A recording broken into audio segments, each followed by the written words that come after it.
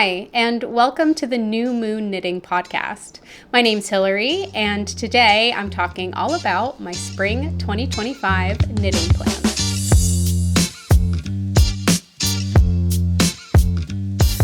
In today's video, I'll do a quick recap of how I did on my winter knitting plans. I will also do a stash update to see where I am after another full season of knitting. And then I will go into what my knitting inspiration was for this spring and finally what my actual plans are. So if any of that interests you or you want to skip any of it, there will be chapters in the bar down below, so you can go ahead and jump to whatever interests you most. But without further ado, let's go ahead and get started. So it is already the end of February, which means for a lot of us, I think in the Northern Hemisphere, we are starting to get very excited about the possibility of spring. And for knitters, I think it's there's a change in the seasons, and so we're looking forward to planning for spring knitting. Now, candidly, I have been planning for spring knitting since like the second week of January. Not a big fan of winter. I love knitting for winter, but it's cold and it's dark and it's gloomy, and I just get very itchy for spring like 2 weeks into the year. So I started looking at spring patterns way back in January, and I've been putting together a list for a while, and so I'm very excited to actually get started on some of these in the next week or so.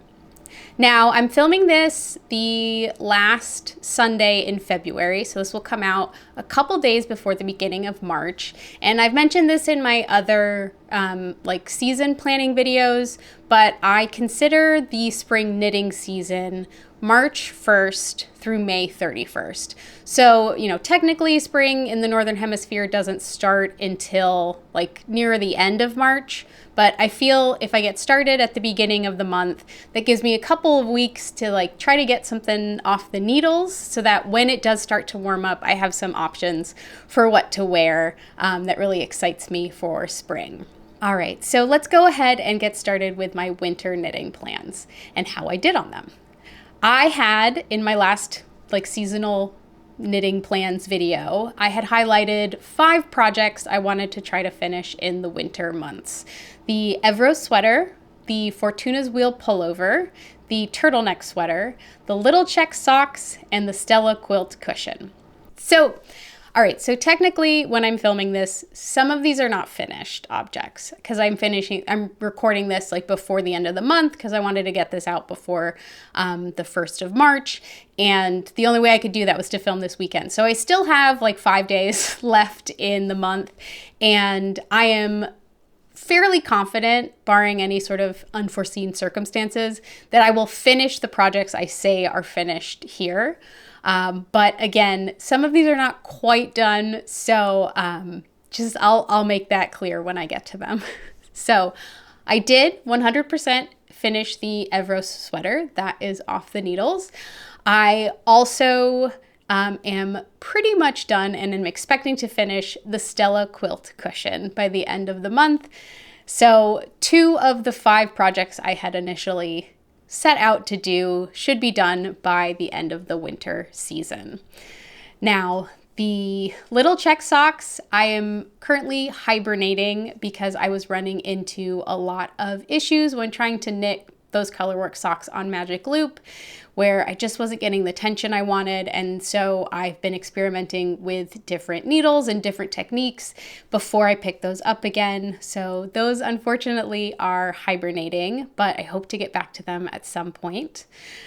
The turtleneck sweater, I knit the whole body and I didn't like the way it fit.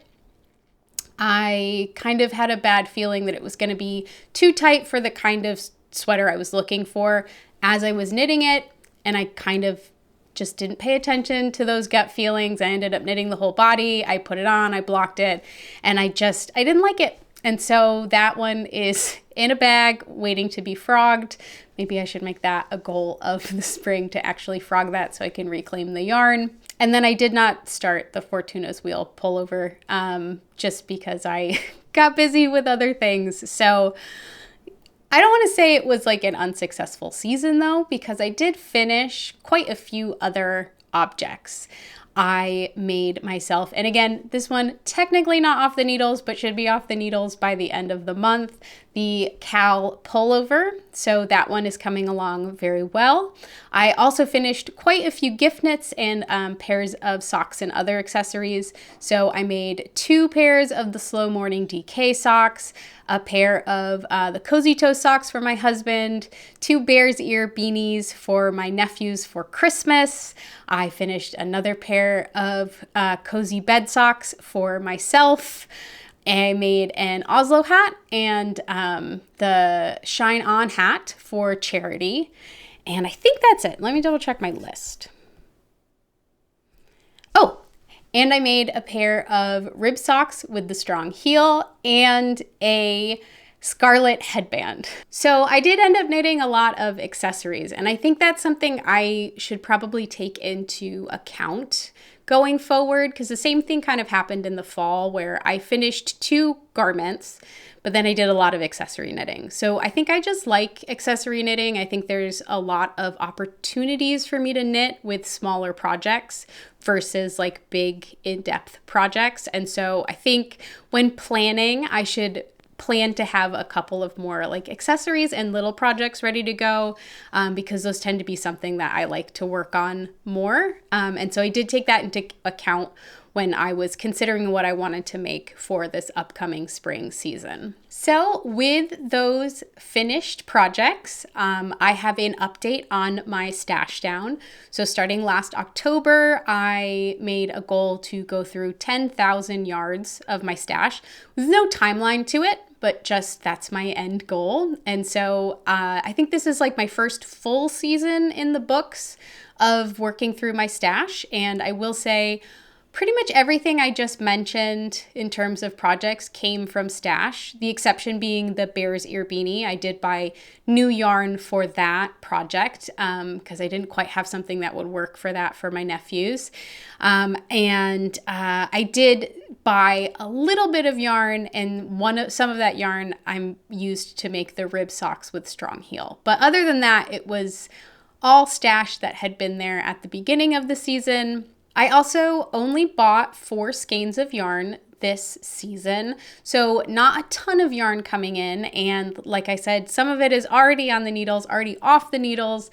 So yeah, I am starting to see some progress, and here are the numbers. All right, so again, some of these numbers I'm guessing because the project isn't quite finished.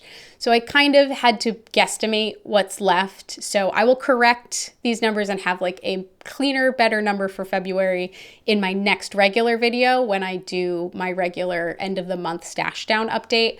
But to my best estimate, I used 4,090 yards of yarn in the winter season, or 1,567 grams. So that is great, right? That's like 16 skeins or hanks of yarn, pretty much, if you're thinking of like 100-gram skeins. And yeah, 4,000 yards, that's more than a third of my total goal. Now, my total yards used since starting is actually a little bit lower because I ended up purchasing a bit of yarn in the fall season to try to pair and better use what I had in my stash. And so my total yards used so far since starting in October is 2,925 yards, or 2,015 grams. So yeah, I'm still happy with that. I'm very happy that I'm seeing progress now for real, kind of in like the total amounts. And even though it's a little less than 3,000, again, that's almost close to a third of what I wanted to use, a little bit less, but we're getting there. And so hopefully with another season of kind of dedicated knitting, I can continue to make progress and inch my way down to that 10,000 yard stash down. Now there is looming on the horizon in spring, there is the Maryland Sheep and Wool Festival, which is usually the only like big like knitting event I go to during the year, and probably the place where I'm most likely to buy some more yarn. So I had said it would be great to try to get to like the halfway point before I get there, so that I still feel like I end up in the net negative at the end of the May month. So but you know, that is like 2/3 of the way through spring, and I used like over 4,000 yards in the winter. And so, yeah, hopefully I'm pretty close to that number. And then I'm just very intentional when I buy yarn at Maryland Sheep and Wool. But yeah, overall, I'm very happy with the progress I'm making, and I hope to continue making good progress on my stash down in the upcoming months. All right, so let's go ahead and get to the spring and my inspiration for this season. So one thing I tend to do, and I'm sure not the only person that does this, is like I overestimate how warm the spring is going to be. You know, like we have one nice day and then I'm convinced it's just never going to be cold again. Like we'll have one day where it's like 60 degrees Fahrenheit and I'm like, well, it's done. It's going to be, you know, smooth sailing from here on out. And then of course the next week it's below freezing again. So I need to remember that there is a lot of variation in the temperatures in the springtime. I went ahead and took a look at what the average temps are for March, April, and May where I live, and I'll post them here in both Fahrenheit and Celsius so you can get a sense of what the weather is like. And if we look at that, you know, even into April, maybe beginning of May, there's plenty of opportunities, especially like in the morning and at night, to throw on a sweater. Maybe not like a bulky weight mohair sweater, but a sweater to keep off the chill when the days are a little bit cooler. So I did want to make sure that I was knitting a variety of garments to take me through chillier March days up until end of May, where it really does start to feel like summer here.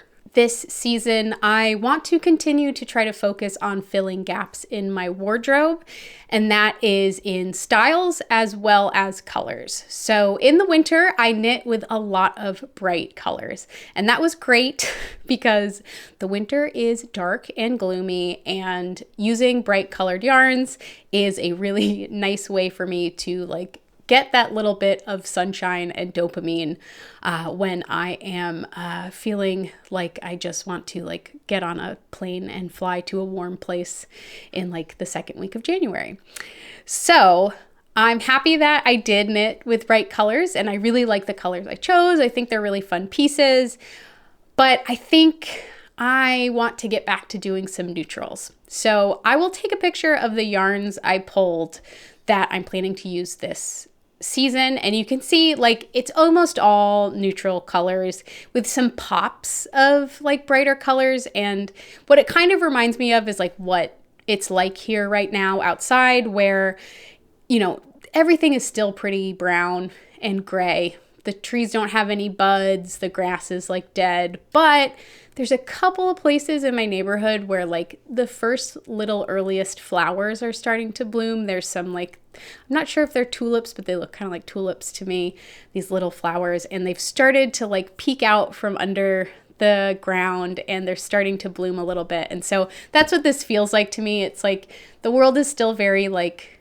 monotone, but there are some pops of color coming back. So yeah, so this neutrals make sense for my wardrobe. It's also kind of where I'm at with what I have for my stash for this season, but there are some pops of color in there to keep it interesting as I go along. And then in terms of pieces, I'm looking to create some transitional pieces. So things that I can wear maybe on their own when it's warmer, but layer when it's cooler.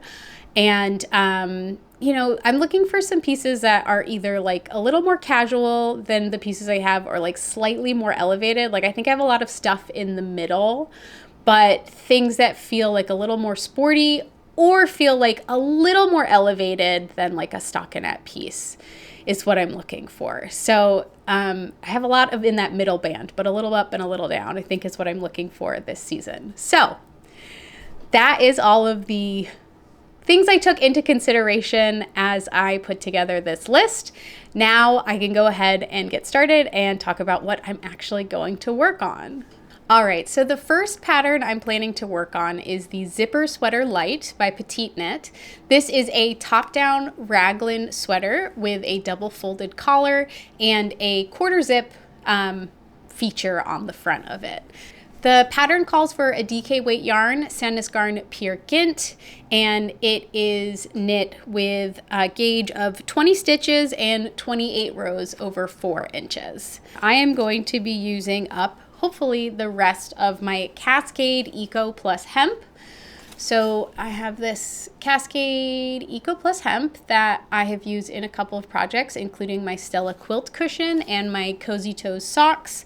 But I have enough left to make a sweater, but not in one color. So these are the two colors I have left. I believe this one is called Mocha, and I think this is like cream or ivory. But these are an 80% Peruvian Highland wool and 20% hemp yarn and 2-ply. So like I said, I don't have enough to make it in one color, so I want to do some kind of striping. And I have really liked what I've seen with another Petite Knit pattern, which is the Key sweater. I'm not sure when it was released, but fairly recently. I think I've seen it a lot on Instagram and Ravelry and things like that. And I think it's such a cool way to just like slightly elevate a like a striped sweater. So I'm thinking of incorporating that design into my zipper sweater. And I looked at the pattern, like not the pattern itself. I have not purchased the pattern. I want to see if I can reverse engineer it. So looking at it, I can kind of read, you know, what the stitch counts are of it and sort of like how to recreate that motif. I think the trick though is looking at the detailing on that. Petite Knit does a really good job of lining up that design on the 3-stitch raglan of the sweater. So it looks very intentional, the points at which that key design goes down the raglan. And so I think I need to be very careful at like what stitch I start the pattern at and kind of what my increases look like in order to try to mimic that in a totally different sweater without purchasing it. So yeah, I'm thinking I'm going to try to do that. If I think that's too complicated, I also think these would just look really nice with like a classic kind of striped sweater to it. You know, the kind where like it doesn't, the striping starts like a little bit farther down. So the top is one color, but you get stripes after the main part of the shoulder. So I'll do one of those two things, but I do think this will create like a really nice sweater that's like a neutral, but with some interest because it has some stripes. And hopefully it'll finally get the rest of this hemp yarn out of my my stash. So yeah, I'm looking forward to working on that. I've done a couple of Petite Knit patterns. This is Petite Knit Champagne Cardigan. But I have heard good things about this pattern and the detailing that she puts in to make that zipper work a little bit better, because zippers and knitting can be a little tricky. But yeah, I will definitely report on how I feel about that when I'm done. So yeah, that is my first project, the Zipper Sweater Light by Petite Knit using Cascade Eco Plus Hemp. Up next, I wanted another very neutral cardigan in my wardrobe and something that felt, again, like a little bit like a casual fit, but maybe like a little more elevated than just like something pure stockinette. And so I found this pattern called Antonia by Esti Wongo, and I think it is the perfect pattern for what I'm looking for. So this is a boxy drop shoulder cardigan, and it has these kind of like bands of sort of like chevron kind of pattern, like these arrows with bobbles along the that run top to bottom on the front and the back of the sweater. So it creates just like a little bit of interest in this other kind of like otherwise sort of basic piece. The finishing is very minimal in terms of like the button band and everything like that. And so I just thought it was like a really nice piece, and to make it even like more kind of muted in terms of like the appearance of those those designs to just make it very subtle, I am going to knit this in black yarn. So this is Holst Garn Coast in the color. I have a whole cone of it. I just pulled off a little because it's easier for like swatching and things like that. So this is a 100% wool, and this color is called Graphite. So it's this very dark black, but it has like a little bit of depth to it, which creates like with some grays and stuff. And I'm going to pair it with Drops Kid Silk in this very black color. So these two yarns held together is what I'm planning to do. So the pattern is intended for DK weight yarn. It used Hobby Garland, which is a cotton and alpaca blend. And instead I'm going to hold this light fingering and mohair together to hopefully get a similar gauge. The gauge is 17 stitches and 26 rows over 4 inches. So that is a looser gauge and should create like a drapier fabric for these two held together, but I'm excited to swatch for that. This pattern comes in 10 sizes and it is available for free. So I believe this pattern was released in collaboration with Hobby to promote their Garland yarn. And so it's very rare to find like a nice sweater pattern available in so many sizes for free from a very talented designer like Esty.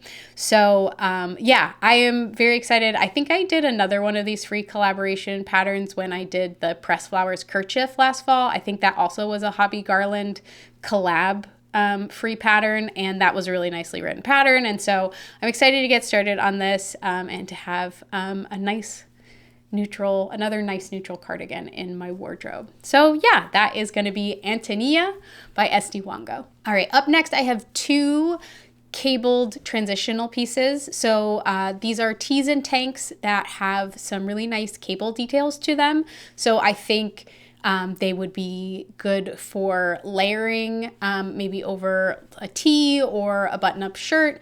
And as it gets warmer, probably can also be worn on their own. So I thought these were two really nice pieces. And maybe it's a little ambitious with two full sweaters that I want to make as well, to have two cabled garments, even if they are tees and tanks. But we'll see how I prioritize as the season goes on. I really couldn't pick between the two of them, so I just decided I was gonna include them both in the list for now. And the first is the Diona tee by Sari Nordland. So this is a raglan shaped tee that has kind of ribbing on the sleeves and then this really nice repeating cable pattern on the body of the tee. The pattern calls for 2 strands of fingering held together for a gauge of 18 stitches and 26 rows over 4 inches.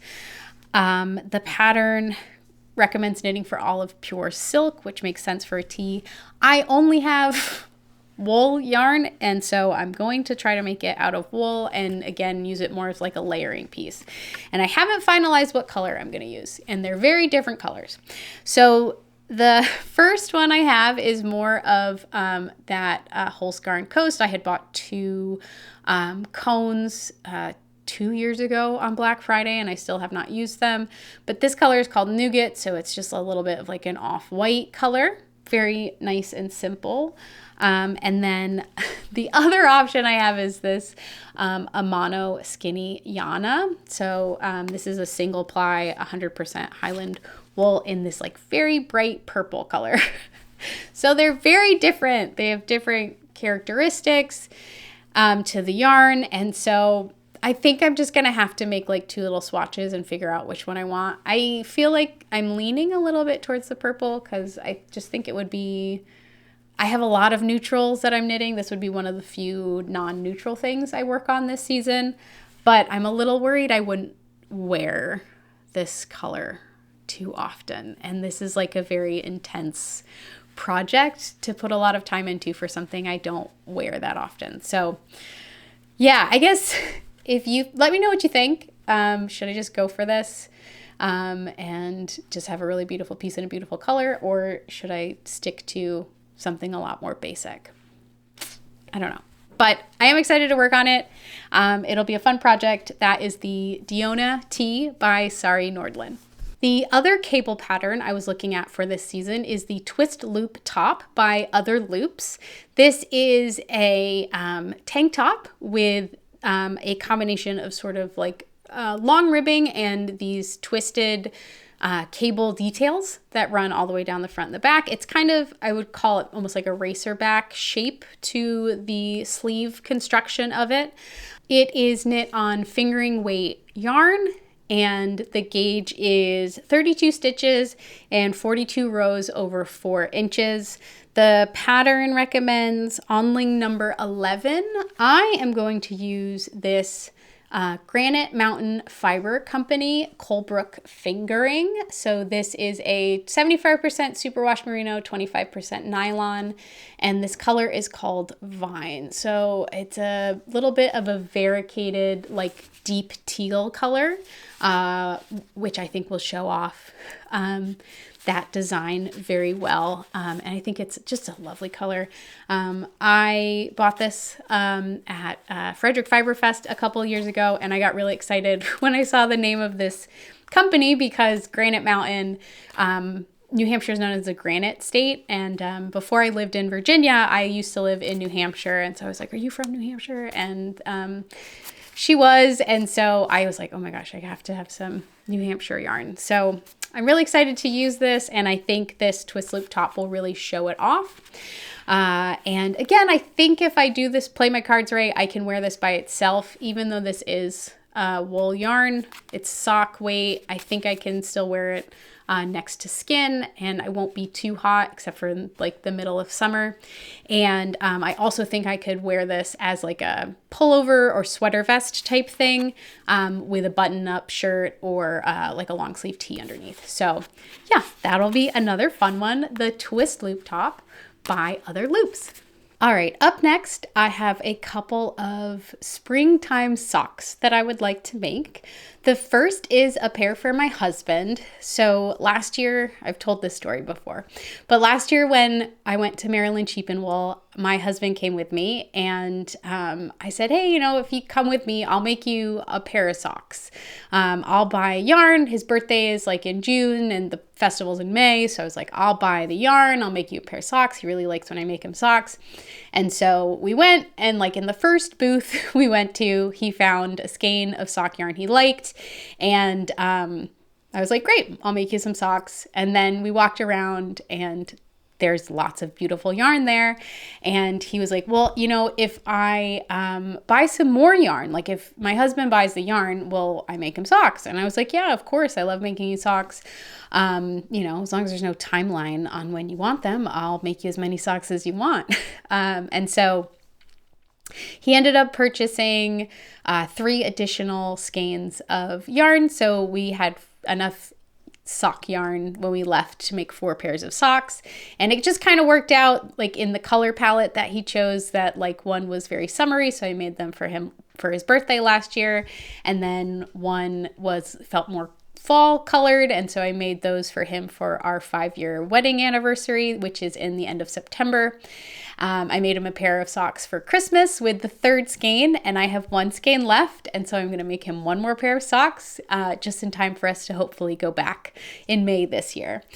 So I'm going to make him the Warm Feet for Everybody socks by Lizzie Fernandez. Usually I just do like a vanilla sock for him, but I wanted to try a free sock pattern. I think at some point I'd like to do like a roundup video of a bunch of different free sock patterns, because I've tried quite a few of them in the last like 6 to 12 months. And so I want to just make sure that I have like some options that fit, you know, different folks' feet. And so I found this one. I thought this was like a really nice standard free sock pattern. And I really wanted to try it out. So the pattern calls for fingering weight yarn and comes in 8 sizes. The yarn recommendation is Little Skein Yarn 80/20 sock. I am using this Spinaway Farm hand-dyed sock, which is also an 80/20 yarn. It is 80% superwash merino, 20% nylon, and it doesn't have a colorway name on the band, but it is this really pretty springtime green color with a lot of kind of like variation in the intensity of that green. So I thought this would look really cute and nice in a just like a standard stockinette sock. And so yeah, excited to make those for him. Next up, I want to make a pair of socks for myself, and I've had these 2 skeins of Cascade Heritage sock in my stash for a while. This is a 75% superwash merino and 25% polyamide, I believe, nylon, 25% nylon yarn. And I just think these 2 colors together remind me so much of like a creamsicle, and they get me very excited for like summertime and ice cream and things like that. And so I really wanted to make a pair of socks for the spring using these 2 colors. And so I decided to make the Color Palette socks by Laura Moritz.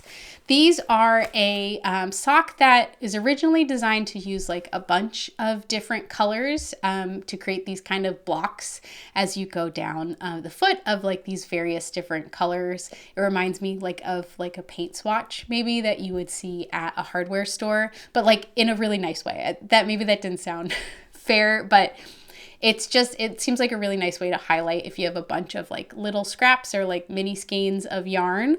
But I'm just going to do it in 2 colors. I'm going to do the cuffs and the heels and the stripes in between in this white and all of the blocks in the orange. So I think those 2 together will look really cute and will make a really nice little creamsicle sock. The pattern calls for light fingering. The gauge is 35 stitches and 47 rows over 4 inches. And the recommended yarn is Filcolana Arwetta and Malabrigo yarn sock. So yeah, I think these again will be a cute little pattern for the spring. Now, I don't think these are gonna use up the full skeins of either of these. I should have plenty left over for a second pair of socks. And so I'm thinking of making another pair with the exact same colors, and they are the Lines socks by Margarita Berdichevska. Apologies on the pronunciation there. But these are a really classic looking sock with just like really clean kind of like line features all the way up and down the sock. The design does run across like the bottom of the foot, so I'm a little not concerned, but there might be a little bit of like a textural thing there, but I think it should be okay. And the pattern calls for a fingering weight yarn, so perfect. The gauge on this one is 32 stitches and 42 rows over 4 inches, and the pattern recommends a lot of different sock yarns for this, so I think this should be perfectly within the kind of scope of what will work. And even though the pattern only calls for 1 color, I think I want to do like a little bit of like a dipped kind of look to this maybe. There's another yarn or sock pattern I've seen before. I think it's called like Ceraform. It was published in a magazine, maybe Pom Pom. But the toe is like a different color from the rest of it, and it has like a single stripe. It just looks really cool. And so I think I want to like play around with a little bit of like maybe making the top of the sock just kind of white, so it's like very versatile if I wear it under shoes, but having some fun with color at the toes and closer to like the front of the foot, just to keep it interesting. But we'll see what I decide to do with the colors. Maybe I'll swap it. So yeah, those are 2 pairs of socks for me, 1 pair of sock for my husband this season. And the last category of things I want to work on is I have been looking at lots of little like cutesy little like accessory bags, not even like accessory bags, like literally like little tiny bags for like change purses or like to hold like your chapstick or iPhone case, like little tiny bags. And I looked at like a lot of them. I don't know why I was like really into this idea, but I kept coming back to these patterns. And so I think there's 2 I want to try to make this season. All right, so the first of these patterns that I would love to try to make is I want to use up whatever is left from my highlighter orange socks to make the Ribka pouch. This is by the Rat and Sea Witch on Ravelry. And it is an adorable little fish bag. It's the dimensions, it's not very big, but it is just like the cutest little thing I've ever seen. And I kept, like I said, it just kept coming back to this, and I was like, it's not going to take up that much yarn. I'm already opening this skein in this color, and I think it will make like a cute little like goldfish kind of look to it. So I'm going to try to make that this season. The pattern calls for a light fingering and a lace held together. The gauge is 25 stitches and 28 rows over 4 inches. And yeah, it comes in 2 sizes. There's like a shorter little fishy and a longer one. And we'll see which one I decide to make. But I just thought this would be like a really cute little project, and I'm excited to work on it. So yeah, that's the Ribka pouch. And the other little bag that I think I want to work on is the Miss Money Bags by Vintage Pearls on Ravelry. So this is a really cute little coin purse that has 2 choices for your motif. It's either like little rabbits or I think like a bee or a fly or something like that. I want to make the little rabbits one. The reason I picked this project was one of my goals for this year was to try and do some steeking. I've never done steeking, and it's something I've really always wanted to try to do. And so I wanted like a little intro project to try before I went ahead and, you know, committed to a sweater. There's like some sweaters that I already have in my Ravelry that I would really like to do. But I don't want to start with a sweater. And a lot of like the little projects, I think, for steeking just did not appeal to me. Like I didn't want to make, and like this is a personal choice thing, I just didn't want to make something that was like a cup cozy, because I know I'm not going to use that, or like a candle cozy. Like there just wasn't a lot of stuff that I thought was practical. And this pattern says that it does use steeking in the final project, and I actually thought it was like really cute. So I thought this would be like a fun little pattern to try, and to give me a chance to try steeking, and also end up with this really cute kind of thing at the end. So I was going to use, the pattern calls for Vintage Pearls sock yarn. So it does call for a sock yarn, which is fingering weight. The gauge is 40 stitches and 50 rows over 4 inches on a US 0, which is a 2mm needle. So this is a very small, fiddly little project. I shouldn't say fiddly, but it's worked on small needles. And so I was thinking about using sock yarn, but if it does use steeking, I wanted to try to use something that was 100% wool, just because I really wanted to make sure that like my steeks are secure, and I don't run into any issues with things unraveling. So gonna go back to the old reliable Holskarn Coast again, and I'm gonna use both of the colors that I have cones for, so graphite and nougat, to create like a very high contrast little rabbit change purse. This project will also give me a chance to practice my sewing skills because it has a sewn lining. I've never attached any kind of like handbag or accessory, clasp or anything like that to my knitting. So there's a whole new skill. So it's a teeny project with a lot of chances to like expand my knowledge. So I am very excited to work on it, and I also think it's just like a super cute finished little object. So yeah, that will be hopefully the Miss Money Bags by Vintage Pearls. All right, and that is all I have for today. So I am so excited to get started with my spring knitting. I think I've probably bit off more than I can chew. I think I will come to you at the beginning, or I guess end of May, and say I did not get to all of these things. But I think I have a pretty good plan in place. I think I did a little bit better at balancing out like big garments with smaller accessories, so that should be good. There's also, I didn't include in this, I want to do more charity knitting, so I want to knit at least 3 items for charity in this upcoming season, but those should be like smaller hats and things like that. But again, that's more knitting I need to account for, and I don't have unlimited time. So, but I don't know. I think it's not an unreasonable amount of projects, and there are certainly some things in here that I could start near the end of the season that would perfectly transition into summer knitting. So it's fun. It's always fun to make these planning videos and to do the planning. And so I'm happy with the list I have, and I'm very excited to get started on it. I would love to hear from you all.